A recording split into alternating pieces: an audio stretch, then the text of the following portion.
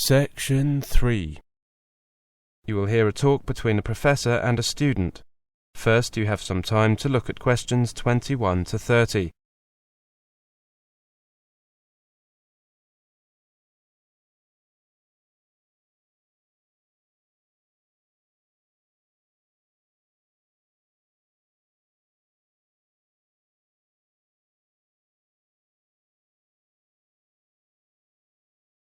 Now listen carefully and answer questions 21 to 30.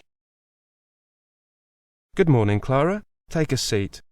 Right, I've read your first draft of your project on housing. Well done. Thank you.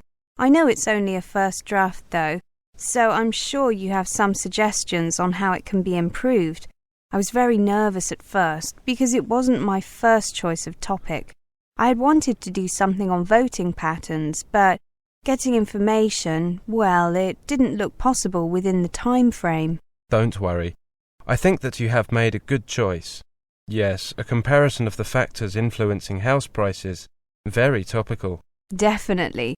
There seems to be something about housing prices in the newspapers every day. I just wanted to compare the different factors. You know, location, the proximity of facilities such as schools. As I said, a good choice of topic. Now, the first part is very well done. You clearly introduce what you are going to look at, why and how. Do you think that I have covered enough points there? I think so. Did you have anything else in mind? You know, something else you'd like to cover? Well, a friend suggested that I might include crime rates.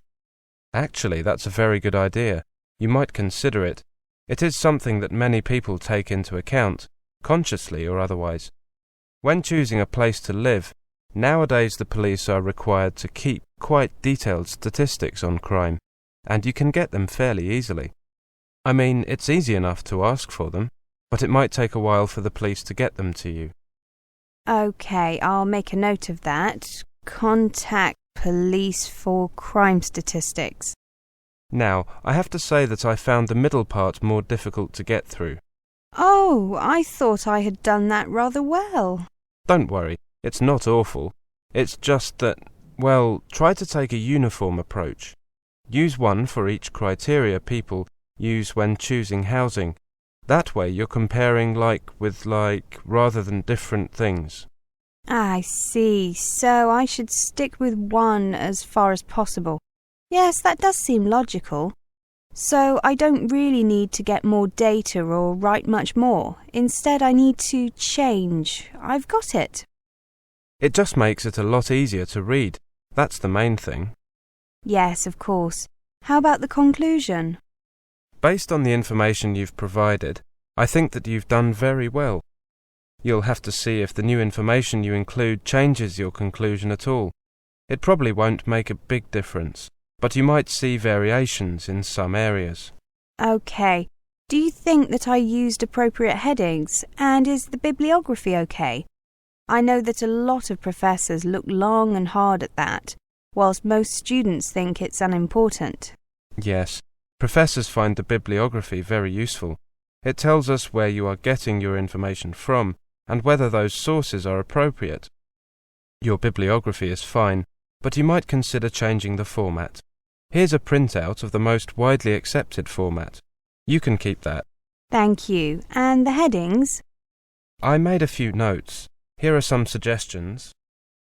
Don't feel that you have to use them.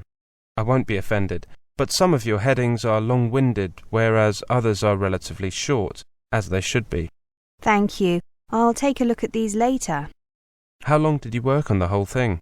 Well, 2 months, perhaps on average of 3 hours a day. Not more than that. Probably, 150 hours? That's about what I would recommend. Anything less than 120 hours is going to be detrimental to the project. You'll probably need another 50 hours work on it in total. You've still got a month, so you should manage it easily. Yes, a couple of hours a day. Easy. I'd suggest that you come back to see me in, about, let's say, 3 weeks' time. Then you should be virtually finished, and I can have another look before you do your final proofreading, before handing it in. OK, I'll see you after one of the seminars to make an appointment. Is that OK? Certainly. Thanks, Clara. Thank you, Professor. That is the end of section 3. You now have half a minute to check your answers.